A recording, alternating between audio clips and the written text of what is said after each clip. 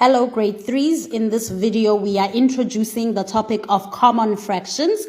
There are three types of common fractions.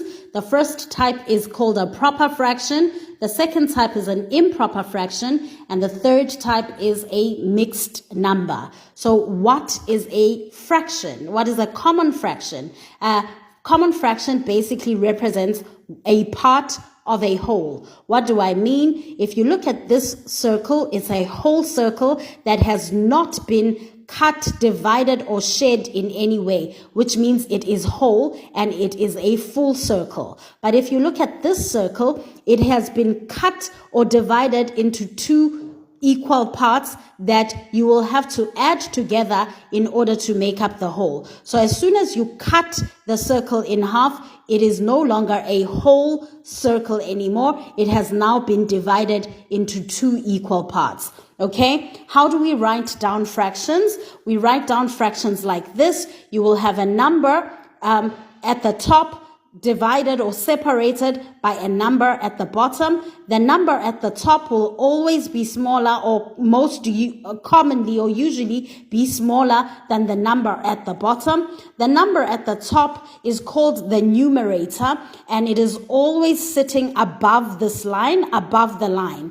The number at the bottom is called the denominator, and it is always sitting below the dividing line. Okay, what does the numerator tell us? The numerator tells us how many equal parts we are looking at. So as we have divided this shape into two equal parts, we have only shaded one area, which tells us that we are focusing on only one part. So that is what the numerator will tell us, how many parts of the whole we are focusing on. Okay? And the numerator, as I've mentioned, is always smaller than the denominator.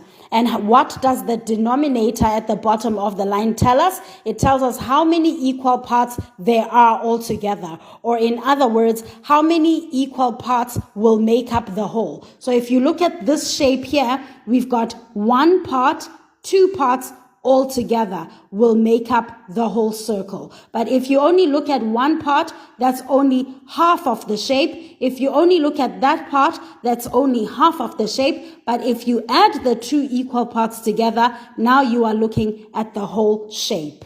In the next video, we will be looking at some examples. So I will show you the shape and you will help me write out the fraction. We won't have enough time to do it in this video, but we can start. And you can see in this example here, we've got a whole. Now the whole is divided into four different parts.